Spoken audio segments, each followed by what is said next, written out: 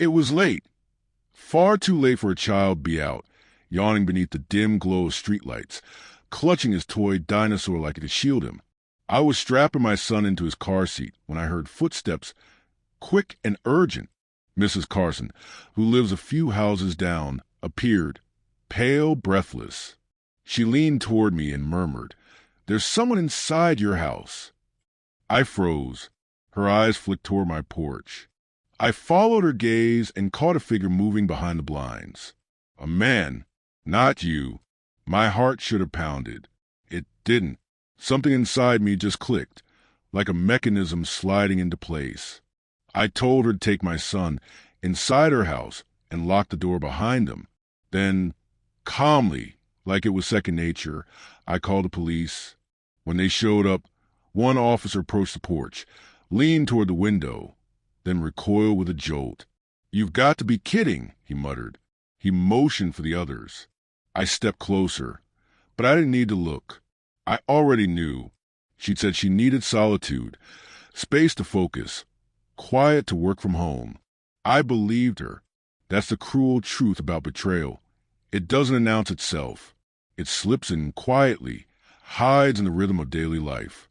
In the locked bedroom door during calls, the dirty dishes she didn't bother with, though she'd been home all day. The sudden return of midday perfume. I noticed it all. Of course I did. But love is the blindfold we choose to wear.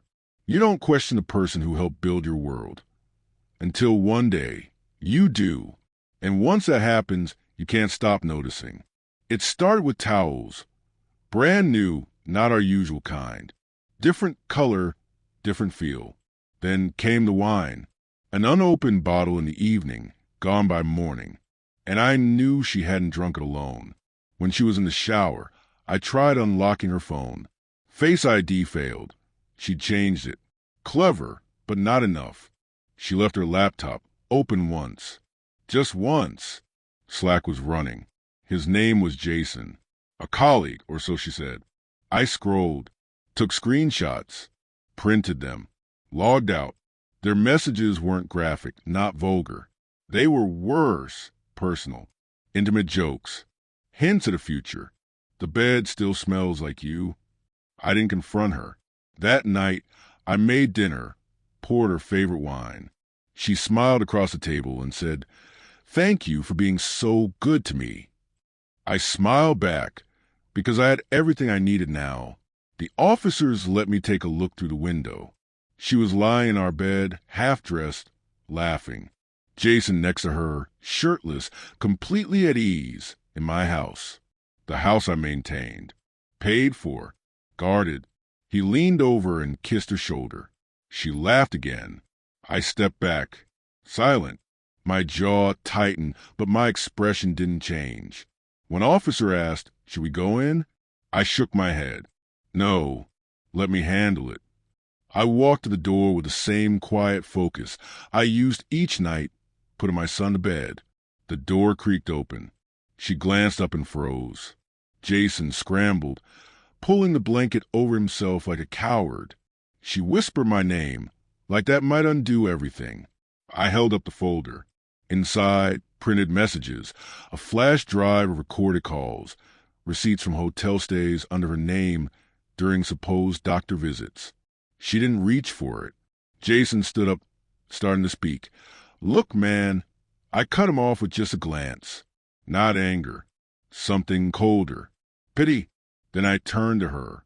"You change your passwords, but not your habits." Her lips quivered. "Please," she started. "I already spoke with the HOA." I said softly. "You'll hear from them about the lease transfer." Her eyes widened. "You're throwing me out?" "No," I said. "I moved out weeks ago." I turned away, let the folder fall to the floor. "You don't live here anymore." I said. "Neither of you do." Mrs. Carson brought me my son. He asked what happened. "Nothing." I told him. Just had to let go of something that was already broken. He nodded. Too young to grasp it. We drove off, leaving behind the house, the memories, the wreckage. I didn't cry. Didn't yell. I just drove, steady, quiet, clear. She thought secrets gave her strength, thought silence protected her. But secrets decay from within, and silence, that's where I think best. She left her soul behind in that house. I only left the keys.